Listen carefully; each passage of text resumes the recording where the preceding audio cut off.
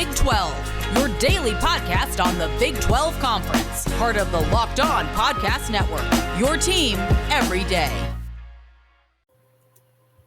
Hello, everybody. Josh Neighbors here, Locked On Big 12 Podcast. It is Monday, November 15th, 2021, and we've got a lot to get to. So we brought in another Big 12 expert, Robbie Triano. Robbie, how are you? You look chilly today. It's cold in D.C., but, man, it's not as cold as what Kansas did to Texas and what Baylor did to Oklahoma. Man, how about that new look Big 12? Let's go. Your Baylor Bears, and let's just get right into it. So the first result we're going to get to right here, it is I have the score wrong. It was 27-14 that Baylor got the win over Oklahoma, 27-14. Let me change that really fast. But, yeah, I mean, this was the game of the weekend, and to me, Robbie, I'm not sure how it started off for you, but I thought in the beginning, I was like, okay, Baylor's wasting all of these chances. And it felt like it was inevitable that the defense, or the offense rather, for Oklahoma would eventually get it going, right? That's kind of how it goes. That's not the case. It was the entire day, and Caleb Williams having his hand stepped on obviously didn't help. But to me, the upshot is this. On a week after getting thrashed by Chandler Morris, going up against a Lincoln Riley team that is coming off a bye. This is the third time that we've seen a Dave Aranda defense get the better of a Lincoln Riley offense, and this was the most decisive of the three. We saw it in the quarterfinal, the semifinal rather, a couple years ago. We saw it last year. Baylor's defense did a really good job against Oklahoma. Their offense just didn't have much last year. And then, I mean, this was a dominant defensive performance for Baylor, and that's kind of where to start. Like, they pillar to post beat up on Oklahoma. Yeah, we know that Caleb Williams, he did get his hand stepped on, but he didn't look comfortable at all this entire game. And we talk about Oklahoma's offense. We know how great they are. But what Baylor did on their offensive side really, hindered what, anything Oklahoma could do offensively. We look at the time of possession. Baylor had 11 more minutes in Oklahoma. 11. And part of that is because Oklahoma's offense just could not get anything going. And that just shows how good Baylor's defense is on all three levels. And when I look at that game, it was just like, man, Baylor just ran the rock, and Oklahoma just had nothing to do. Like in the first half, 7-7, it's like, okay. But by the end of the game, you could just tell that time of possession just wore down Oklahoma. And Gary Bohannon, shout out him. He was a sneaky guy when it came to the end, to the red zone. He was so good at being wiggly. I thought that Baylor played an exceptional game, and we all wanted to just put Caleb Williams, Heisman. He's a freshman. He's a true freshman, and this is what true freshmen do in the big moments against an actual really good defense and against a very defensive-minded head coach, Dave Aranda. Caleb Williams showed who he was, and he's going to get better, but he's a freshman. Yeah, I mean, he lit up he's lit up Texas Tech, and he lit up Texas. Trying to think who else. Obviously had the brilliance, against Kansas in some certain moments. But at some point we were going to learn about, how he would do in those moments. And look, he didn't really have a chance to respond because I guess he had opportunities, but Baylor's defense, even in spots, especially early on, they didn't have to rush that many guys. They actually weren't really getting after the quarterback, in my opinion, until the second half. That's when they started to dial up the pressure, but they were rushing 4 and dropping 7 guys, and they were throwing kind of different looks at Caleb Williams, and he looked really unsure of himself. You could see in the pocket, he was trying to hang in there, and he made a lot of bad decisions on a lot of kind of routes that were kind of ending, and guys, were kind of slowing down a little bit at the end and would throw the ball and put the ball into harm's way. I mean, this was not a good performance from him. And I think the Baylor defense deserves so much credit for that. And this is, we talked about it on a larger scale, like Dave Aranda's ability to learn from his mistakes like he did last season. Well, this was that in a week's time, right? This was a microcosm. I mean, they the previous week, I thought did a really good job against TCU in the run stopping department, but got shredded in the air. There was not a whole lot to be had in the air. I mean, I thought the best passing play kind of that stuck out to me was Spencer Rattler's throw downfield. I felt like it was the one that really kind of got Baylor the most off guard, if you will. And, it ended up, there should have been a PI, but, it wasn't called. And that was kind of it. I felt like this was a stagnant passing attack for most of the day for Oklahoma. And I think this is the coaching performance where everybody is taking note of it. Like this is the one that people around the country are now starting to say, all right, LSU should have been calling. We've been saying this now for a little while. We don't want to see Dave Aranda go, but how do you not take notice of a guy who is so steady and also is really good at correcting his mistakes? Because not all coaches can say that. No, I can totally agree. And from last season to now, he's just very aware, and he's like, okay, this doesn't work. Let's not keep doing that. And I think what they do is solid. And, when we look at Oklahoma's team, why do we just always assume they're going to be this solid in a league Right. that this year has just focused on running? Oklahoma has not been able to do that at all. Like when we look at this game here, Oklahoma 78 rushing yards, 28 carries. Like in this league that has just been dominated by running, it feels like we're going back in time in this league, and it feels like Oklahoma just can't do anything running the ball, and maybe that has to do with what's happening up front with them. But Baylor just like really exploited a lot of their weaknesses in this game. And I mean, you have to shout out Dave Aranda for that. And when we look about, what exactly is going to happen to Oklahoma, I don't know if they're going to be a college football playoff team after this. Like the committee basically showed what they thought about Oklahoma leading up to this. And everyone wants to freak out and be like, oh, why are they number 8?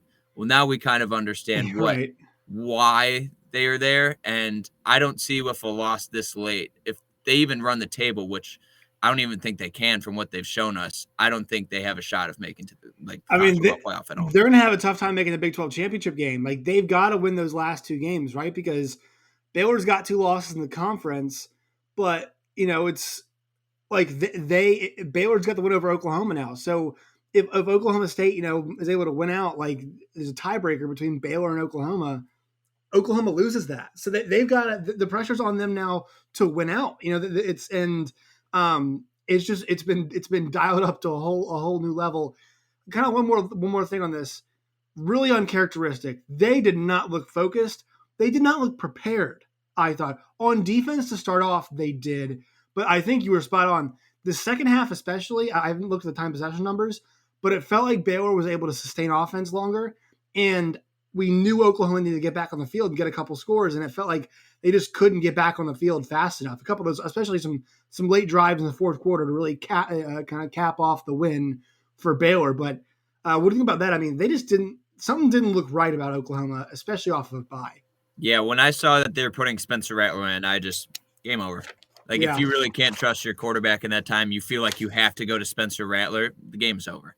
Like that's where, like, I think Lincoln Riley was kind of throwing in the red flag, or not the white flag, being like, let's just try something. It was the right move. I thought it was the right move. I thought that was the right decision to try to do. Because here's the thing, it was a 3-point game. Now I think you're right about it showed how much desperation they had, but also like it was not going to happen for Caleb Williams at that point.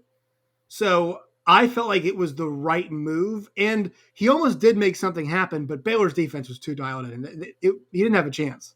Yeah, the thing that was interesting that I learned after the game is that Spencer Rattler had the flu, so he was playing with the flu. So the fact that they would rather have a flu-ridden backup quarterback than their guy. But another thing I want to discuss about this game was the field goal at the end by Dave Aranda, because the fans stormed the field a second too early. Lincoln Riley goes crazy on the field. They don't get a penalty. And then Dave Aranda kicks a field goal, even though Baylor had won the game. Here's my take on this. If there's any chance to get points, you take it. He took it because the point differential, because if there's a tiebreaker in the Big 12 title game, but it's just like, I would pile up as many points as possible. I show no mercy in that type of thing. I don't show any type of sportsmanship. If you have a chance to pile on someone, you do it. Especially Oklahoma, too. And look, that is now both teams that are leaving the Big 12, Baylor has beaten. I know Lincoln didn't like it, but like I think he has to realize where his team is and how they're leaving the conference. And, sure, the point differential thing there is too, but also like that's part of it was Baylor sticking it to them. Part of it was Baylor kind of saying like, look, we handed your ass to you today. We can score right here. We will score right here. I didn't have a problem with it. Sounds like you don't either. No, I did not. Yeah. All right. So next game that we've got to look at right now, Robbie, it is Kansas 57, Texas 56 Ooh. in Austin. Kansas gets their second win. They hit the over on wins for the year. It is the first win for Lance Leipold in Big 12 play for the Jayhawks. And man, what a gutsy performance start to finish. Jalen Daniels comes in there in the last game that he can play before he is, eligible to basically to redshirt so he can save a season of eligibility. And he was lights out. So was Devin Neal. Like, this is, before we talk about Texas, like, it's all about Kansas here. This should be about, everybody's talking about Texas, not here. This is about the Kansas Jayhawks being focused, going on the road, and bucking a trend. I talked about it last week of being dominated by teams that were coming off losses. They were the ones who got off to the fast start. They held multiple 3-score leads in this game. What a performance from the Jayhawks. Defense led a lot to be desired, but the offense was there and was ready to play, and they pushed Texas around a little bit. 100%. And the fact that Jason Bean wasn't there, Miles Kendrick broke his leg, and Jalen Daniels comes in, and he's the guy 21 of 30, 3 touchdowns, and also running the ball. Like, this was just an unbelievable performance. And, full disclosure, I'm going to pull back the onion on what I was doing on Saturday night. Usually, I like to make my plans based on what games I think are going to be, in my mind, for sure wins. I was like, Texas is going to beat Kansas. Oklahoma State is going to beat TCU. So I went to a concert. And I look down and I see Kansas is winning. Oh, okay. And then I saw the concert. And then after the concert, I looked and I was like, okay, well, Kansas is still winning. So then, I do my thing, take my girlfriend, I'm like, we have to go to a bar right now and we need to watch the end of this game. And like, DC is not known as this amazing sports town that cares too much about things other than DC sports. We go there, everyone is glued to ESPNU. People that don't even care about sports are watching Kansas, Texas, just because so many people want to watch Texas lose. And it was an amazing, amazing thing. When he caught that 2-point conversion, everyone in the bar started erupting. It was like a club, and everyone was just erupting. That's the magic of the Kansas Jayhawks. That's the magic mostly of people hating Texas. And that was an amazing, amazing moment for Lance Leipold. And if you want to, if we talk about belief, if you want to, have your team believe in what you are preaching to them, that is it. That win will win over that fan base. That will win over future recruits, win over everyone to say, hey, we took down someone we have no business beating. Absolutely no business. And the fact that Lance Leipold did that, that's a major, major stepping stone for that program. And also the big thing is, they gave the lead away a couple times and let it get square again. That doesn't normally, you see this all the time in football and basketball at the college level. Normally when the tide gets stemmed like that and you're able to kind of fight back, the score flips, right? The lesser team kind of takes it on the chin. And they went down in overtime. They scored a touchdown. They go for 2, and it's unbelievable. And, they throw it to, I forget the kid's name, but they throw it to a kid who hadn't caught a pass. He's a walk-on. A walk-on on Kansas who hadn't caught a pass all year, and they convert a 2-point conversion. And it was a brave effort. And they were going for 2. There was no way they weren't going for 2. Right. There was concern when Jalen Daniels was rolling back, but it seemed like it was kind of the play design. Found the man, threw it, and it was just kind of euphoria. And look, I'm a Missouri graduate. I'm not supposed to be happy for Kansas. I'm very pleased. I'm very pleased for Kansas. Let's get to Texas. So I'm going to frame it like this, Robbie. I mean this in a positive way first. To you, what is Texas's identity right now? Oh, in a positive way. What kind of football team is this? Well, I can't say anything about defense. Bijan Robinson's out for the year. I don't know what quarterback is going to be playing each time. Steve Sarkisian, he was coached by Nick Saban. That's something they can hang their hat on. I think I'm getting the gist of your question. There's really nothing they can really have as an identity. It's not defense, not quarterback, not running back. Xavier Worthy's really good, but I mean, this team really does not have a true identity whatsoever, and it's just clear as the season goes on, It's become more about the shenanigans outside it, about the monkey, about Bo Davis, saying MF 3,000 times. This has been their identity. And that is just like, you look at Texas and you laugh like you're going to the SEC. Yeah, you're right, leaving with us this. for them. You're With leaving this. you're leaving us for them. Oh, Right. okay, have fun. Enjoy yourself. Like if you really like, it's just hilarious. This is the point of college football where it's beautiful. This is comical. What is happening to OU and Texas, mainly Texas? Just like you have everything in the world and you still stink.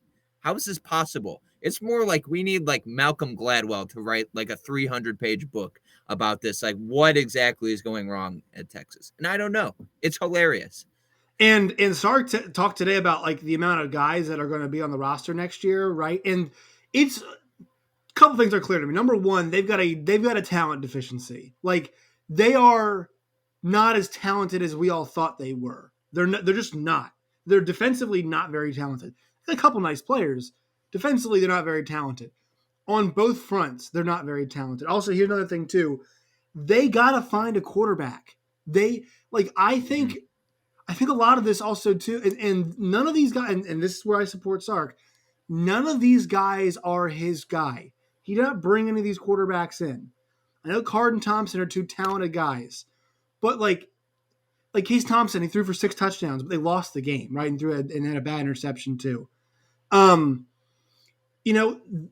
Thompson's had some really nice moments. He's had some really bad moments too, and that's the problem for him. Is he's actually put up some decent numbers this year, but the consistency in the performance isn't there. And up front, they're not good enough. I would say the group I felt the best about this year, it's wide receiver group. Like that group, and they also, that's not been perfect because they lost Jordan Whittington and Joshua Moore is left the team. So there's so many layers to this. There's so many things they have to fix. But this just shows this is not one of those things where you can cycle coaches. It's not going to fix the problem. They've tried before. They have systemic issues. They've got to give Sark some time to see if he can fix it because obviously the current situation is not it. And the current players in the team aren't responding to the new coaching very well.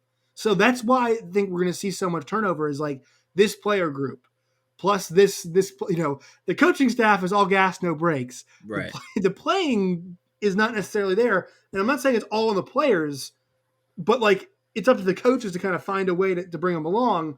But at some point, if this marriage of this group of players, this coaching staff isn't working, obviously there's going to be some changes. And I think those changes come this offseason in the form of a lot of players leaving and new players, transfers, whatever coming in. Yeah, I'm 25 years old and I consider myself a young person, but I'm about to have like a real old guy type of take here. There's a certain type of mentality that comes when celebrating. I'm fine if players want to, let themselves express themselves, but I'm watching this game and I'm watching Texas down by 2 scores and they get a touchdown and people are throwing each other in the end zone. People are throwing each other in the air like they just won the Super Bowl. And I'm like, if that happened on a Nick Saban team where someone is celebrating scoring a touchdown 2 scores down to Kansas, Nick Saban would literally kill that player. He would literally be like, what are you doing? Get back to work. That's why I appreciate Baylor, going back to them. When their defensive backs make an interception and it's led by Jalen Petrie, they take the ball and they're like, all right, we did our job, and they get offsides. So this is a very old guy moment, but I'm like, please act like you've been there before. Casey Thompson throws a touchdown. His offensive lineman's throwing him in the air like a beach ball. I'm like, what is going on here? And that's where I think it sounds bad, but I feel like Steve Sarkisian is really weeding out the type of character. Like they get stars. They get 4 or 5-star players on that team. They are weeding out that type of okay, you're really talented, but you're not someone that can win here. I feel like a lot of emphasis in Texas is focused on the star, but not the person. Bijan Robinson, he is both. He has multiple stars, and he is a great person. But there's a lot of people on this team. That's why you hear Bo Davis. If you want transfer. If you're laughing off these games, you're supposed to be Texas. You're supposed to be the best of the best. There's supposed to be pressure on you. It's more than a game. It's literally people's fans' livelihood to cheer for you. People wake up every Saturday wanting to cheer for you. Like, people care about this, and if you don't care, get out. That's what he's trying to say, and I love it. And I look at Texas, and I'm like, man, these are a lot of players here that have so much talent but are just not winners. And I really feel like Steve Sarkisian is like taking a flamethrower and like not caring, like, get out. And I'm fine. Right. And I'm okay with it too. Like those guys they clearly don't want to be there. Like they've checked, especially on defense, they've checked out. And I will say this, like and I've mentioned this all year long. Guys like Xavier Worthy, you can attract those kinds of players because Sark knows how to get them the ball, right? Xavier Worthy, it took a little time for them to say, all right, we trust this kid. But now he's a star, right? And that's the kind of player they can help attract. And he knows how to do that. That's not the problem, right? They got to build this team. They got to get more players like a Bijan, like Xavier Worthy, but in places like right guard and a nose tackle, right? Safety. Those are the kinds of players that they need at all those positions, building block type personalities, type guys who want it that badly. And they've got to fix that. And that's going to take some time. But the big story coming in this game for us in Big 12 country is hell yeah, Lance Leipold. All right. Don't let it get 100%. lost. That's what we care about. Hell yeah, Lance Leipold. All right. Quick word from the sponsors here. Today's show is brought to you by our friends at Prize Picks. Go to Prize Picks right now. When you guys do, you can use the promo code Locked On, LOCKEDON, Locked On, and you will receive a 100% deposit match. It's the best place to play daily fantasy for all college sports, over-unders on touchdowns and yards, all those kinds of things. So go to Prize Picks today, download the app in whatever, it's available in most states. All right, Robbie, let's get back to it here. Next game on the docket, Oklahoma State 63, TCU 17. So there's a new best team in the Big 12. 100%. This, and Mike Gundy said it, this is the most complete game in all three phases they've played. They beat the brakes off TCU. They absolutely killed them. And this team is rounding into form. There's no doubt they're a top 10 team. And, I mean, depending on how Oklahoma plays next week and how Oklahoma State plays following week, or next week as well, like there's a realistic chance that they are favored. They are favored going into Bedlam. And They should be. If they play this week, they would be.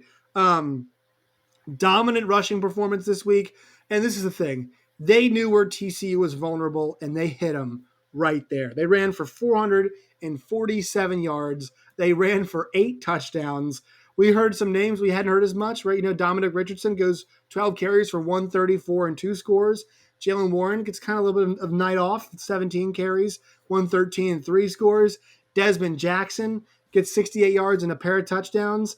Jay Nixon runs for a touchdown as well. I mean, they had 4 different guys find the end zone on the ground. And also Spencer Sanders, he threw for a touchdown, just 1 touchdown in the game. They scored 63 points. But this team has an identity. They want to run it. They want to run it right at your ass, and they're going to shut you down on defense and clamp you. And it's working. It's working to perfection right now. Yeah, it's I look at this team and I really think if they were on the table, they should 100% be in the college football playoff. They have an elite defense. Like, we should stop saying like good. They have an elite defense. I think they should be in the talk of Georgia of like how good this has been. And you talk about identity. They just run the rock. Like, I was looking at the stats for this game. 62 carries, 447 rushing yards. I mean, unbelievable. And they had 8 rushing touchdowns. They had 8 from 4 different players. Like, this team just knows who they are, and I love that. And when I look at this Oklahoma game that they're going to play, which is a primetime game, which is how rivalry should be. Yep. There's no way anyone could be confident in Oklahoma winning that game. Like, if we look at Oklahoma this year, and especially what happened to Baylor, Oklahoma State, I think right now is like, I can lock them in to win the Big 12 right now. And like, we've seen this conference be very chaotic. I think this is I think it's time to wrap it up. Like, Oklahoma State. Wow, really? I really do. I think this is Oklahoma State's year, and I think you'd find too much trepidation from Cowboy fans because of their lack of success recently against Oklahoma. But I feel you also 2 things I want to note: 11 for 15 on third downs, which, I mean, that's fantastic. They held TCU to 2 of 13, and then penalties: 12 for 79 for TCU, 1 penalty, 15 yards for Oklahoma State. Discipline. That is something one of the teams in Oklahoma has, and one of the teams in Oklahoma does not have. Because I'm not sure, Robbie, if you saw some of those penalties that Oklahoma was racking up, especially early on in the game, dumb, stupid, procedural things that we cannot be having if you're a team like Oklahoma. So, I mean, anything else on Oklahoma State's ass whipping that they took TCU? They gave TCU. I just think that Mike Gundy, like we always talk about Coach of the Year, like, and it's between him and Dave. It's between him and Dave Aranda, and like Dave Aranda will win because of where they were last year and where they are now. But like Mike Gundy has been unbelievable, and when we have him on the show, he talks about how he grinds his players during practice. Like he absolutely beats them down. Like they are a very tough team. Yeah. And I really feel like they are hitting their perfect mark and they're not getting tired. This is like who was Jaylen Warren 5 months ago? Who was he? And now he's like, right now, I think one of the best running backs in the Big 12. I think it's him and Abram Smith for like who matters the most right now. He's one of the best running backs in a conference that's the best with running backs in the country. I mean, it's unbelievable. And he is the best offensive player on a top 10 football team. And he was nobody. Nobody heading into the year. I had no idea who he was. I was like, oh, he's a transfer. Okay, cool. He might be fine. I thought LD Brown was going to be the guy. Nope. It's Jaylen Warren. And I really do think that Oklahoma State, that game against Oklahoma, I think if I were to pick now, like if I were to guess the lines Bill Simmons style, I think they're like a 5-point favorite. There's nothing in OU right now that makes me think I should be confident in them. I think next week's going to decide a lot, about how we think of what we see. And the team they're playing next week, Oklahoma, is Iowa State. So let's get to this. Texas Tech 41, Iowa State 38, a 62-yard field goal sinks the Cyclones. And Robbie, here's the biggest win out of all of this. All right, this is the biggest win. Joey McGuire's football team is going to get now double-digit extra practices because they're going to a bowl game, which is really big for him. He gets, and for a guy who's coming in mid-season, that is a really important time for him to be able to evaluate his team. I know he'll be recruiting a lot too, but he's going to get a good opportunity to evaluate his football team through these practices. And Texas Tech is going to go to a bowl game. Their wins, I'm going to be honest with you, Robbie, their wins suck. They have a lot of bad wins this year. Like this, for Texas Tech, going to a bowl game, great. But they've got Houston first game of the season. It's a quality win now. We look at it now. But Stephen F. Austin by 6, FIU, West Virginia by 3, which was fine-ish win, Kansas, and Iowa State. Like they've got 2 pretty good wins, but the rest pretty average, whatever. This was an awesome win. And here's the thing. I don't want to bury the dead here. Matt Wells, we'll love him. Donovan Smith didn't see a whole lot of the field. I know some circumstances put him in this spot, but Texas Tech fans wanted to see him. Did not disappoint. 25 of 32 for 322, 3 scores, and did a good job running the football as well, too. He took over this offense and put up a lot of points on a good defense. So this is an awesome win for Sonny Cumbie. This is an awesome win for Joey McGuire. It's a great win for Texas Tech. And one more thing before I let you kind of take over here and talk about this. But, man, I mean, for Garibay, for Jonathan Garibay, what a kick, man. Unbelievable. What a kick from him. That was a bomb. And it probably would have been good for like 65, 66 yards, too. I mean, he crushed that thing. Yeah, that was unbelievable, but I just keep looking at Iowa State, and I'm like, why? We all agreed you had the most talent, or you and Oklahoma had the most talent in this conference. How are you 6-4? If there's anyone right now talking about Matt Campbell taking another job, stop. Like, Matt Campbell is a great coach. I believe in him. I believe in what he's doing. But this team is 6-4. They should be nowhere near this. They have way too much talent, and it's just it's baffling for a team like Iowa State to struggle this much and to have the same exact record. Now is Texas Tech at 6-4. What is going on? This makes me just like, if you were to take me, this is why this conference is kind of awesome and you can't predict anything. If you were to take me 5 months ago and make my final predictions of what this conference would be, OU, Iowa State. It's not that. It's not. It's just not that at all.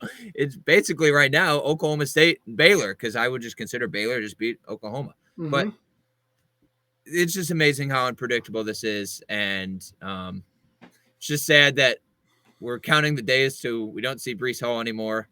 We probably don't see Xavier Hutchinson. I mean, we don't. Brock Purdy, good job, but bye.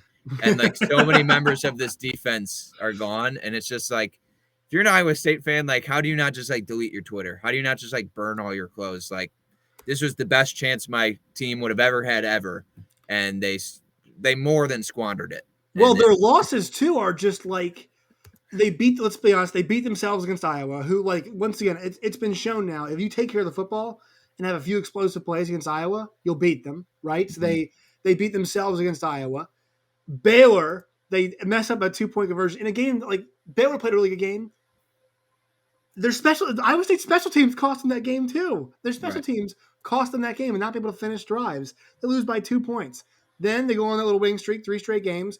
They go on and win this weird game where they allow 38 points for West Virginia, and then obviously Oklahoma State goes their way. That was a closer game, and they lose this game by 3. Like, they've had some really crushing losses, but I will say it's this group in kind of big winning situations hasn't been that good, and they're a capable football team. They really are, but they were slow out of the gate in this game, and that's kind of a microcosm for some of their seasons and some of their games. And they just weren't good enough late in the game to finish on defense. And it's just weird to see. But the problem for them is you don't know what Iowa State group that you're going to get in games this season. The problem is it's been the big games. It's been Iowa. It's been Baylor. It's been Oklahoma State. And I thought that was their best game, but it just shows that we got that good version. And then West Virginia, the defense is nowhere to be found. And then Texas Tech, kind of the same story. The defense really struggled in this game too. So that's a problem. Like, would you be shocked if next week they went to beat Oklahoma? I'd be a little bit surprised, but we know they've got it in them. The 100%. Problem is Matt Campbell has not gotten that group to play consistently the entire year. Yeah, and it just makes me think of, like, oh, you're in Texas, you really want to go to the SEC right now? Like, it's just, like, unbelievable. Like, everyone, like, Oklahoma literally for years was just squashing on everyone. Like, la, la, la, we're just going to show up and win, and you're just going to take it. And the Big 12 is, like, either improving, or in my mind, I think the extra year of eligibility has just made teams bigger, or not bigger, but just, like, older. So maybe it's just, like, tougher. Maybe in other years we'll see this come back down. But, I mean, we're really even realizing if you can't even beat Kansas on a week, like, this league just shows how tough it is. Like, I looked at Clemson and what they did in the ACC for many years, and it's just like they were dominating. Oh, you were dominating. But now it feels like more college football is being more level. And I feel like in the Big 12, we're really, really seeing that. And, I mean, you're even seeing that for Iowa State. We thought they were going to walk over everyone. That did not happen. Yeah, it's weird. And look, I thought Oklahoma State might surprise us some, but, like, Iowa State to not, even be – they're not even a factor. Like, they haven't been a factor in the Big 12 championship race. I mean, they were, like, in October, but we weren't even halfway through the season yet, right? So they're not a Big 12 title contender. And for Texas Tech, what an effort! What an effort! And congrats on the win. One more game to get to rather. But first, a quick word from our sponsors. Today's show is brought to you by Built.com. Go to Built.com today. Find the Built bars there. Bunch of flavors available. You guys can check them all out right now. Check them out too for their Black Friday sale. They've got a bunch of new flavors that always come out too. Right now, coconut raspberry, mint brownie, coconut almond, salted caramel, double chocolate, and cherry bar chia, just to name a few. Go to the website, once again, built.com, promo code LOCKED15 for 15% off today. All right, Robbie, one more game. And look, all the games this week were important. It's kind of, we were getting to this one last. Kansas State 34, West Virginia 17, a comprehensive win once again for Kansas State. It was not like a huge blowout, but they were in control from this game from start to finish. And really, the thing I want to mention about this now is this winning streak right now that Kansas State is on. They're at 7-3, and this was a 3-3 ball club that was 0-3 in the conference. So now above 500 in the conference, they're going to have a chance to win at least 8 games this year. If they lost out the rest of the next couple games, still have a chance to win 8 with a bowl game. This is a successful season for Kansas State, and they even had to deal with a quarterback injury in the middle of it. Skylar Thompson still, to me, does not look like he is 110%, but he's managing the games, He's doing very well. Their defense has had to deal with some injuries, but they're flying around with that 3-man front we always talk about. They're making plays. They've got guys who are not as big, right? Playing more as Coach Kleinman likes to call it, safety type bodies they've gotten there. But they've made this thing work, and now, 7-3 team. They've won 4 straight, and to be honest, I'm really pumped for their matchup against Baylor, and then they go to Texas, where I'm not sure they're going to be favorites, but I think a whole lot of people will say, hey, why can't Kansas State go into Texas and get a win? No, I agree. And we look at Chris Kleinman year 3, going to a bowl game, 7-3. And I feel like he's really nailed some players that have definitely flown under the radar. Obviously, Deuce Vaughn, getting him in there, he was not a highly recruited guy. The fact that he got him and he's as effective as he is, and King Felix on defense, I'm not going to say his last name. I'm going to screw it up, but he was leading the Big 12 in sacks. And like the fact that he's been able to see these players that are underdeveloped, under the radar, get them, develop them to where the point that they can compete in the Big 12. And like Kansas State is not a school that's getting the top recruits. He is doing the things the right way, getting players in the transfer portal, nailing on some recruits and developing them. And if you're a Kansas State fan, like when the Big 12 changes, when OU and Texas leaves, I 100% believe that Chris Kleinman in that era, if he stays with Kansas State, can be a real wrecking to like compete for Big 12 championships. They have put themselves in that position to compete with Cincinnati or compete with these other schools, compete with Oklahoma State. Like they can be competitive in this new look Big 12. So if you're like a fan of Kansas State, like you have to be positive. Like we have the guy. If he stays here, we are going to be fine. The thing that gives me trepidation for them, big T word, by the way, that was good on me. But big T word, Skylar Thompson will be gone, and that's where I think they need to get a big transfer. You cannot rely on Will Howard for the future. I mean, you can try and just believe in him because you've been developing him, but if you're a Kansas State fan, you really want to hit that transfer portal for a quarterback because they're going to be sad to see Skylar Thompson leave because he's just been so solid for them. And it stinks that, we always have to say, what if he didn't get hurt last year? Or what if he didn't, like, earlier in the year miss a couple games? And that stinks, but shout out Kansas State, 7-3. Yeah. I mean, and arguing in some ways kind of help them grow as a team, right? Become more complete as a team coming through that. All right, Robbie, I know we gotta get out of here because we have a show coming up we got to do. Yes, where can people find you and whatever else that you like to plug? Go ahead. Right here, Twitter at the Triano Kid. Tweet about Big 12 stuff. Tweet about random things. Sirius XM Big 12 Radio Channel 375. We have 2 great programs, Big 12 this morning, and you can hear Josh and I on Big 12 today. Awesome. Robbie Triano, always appreciate your time. Awesome. See you, man.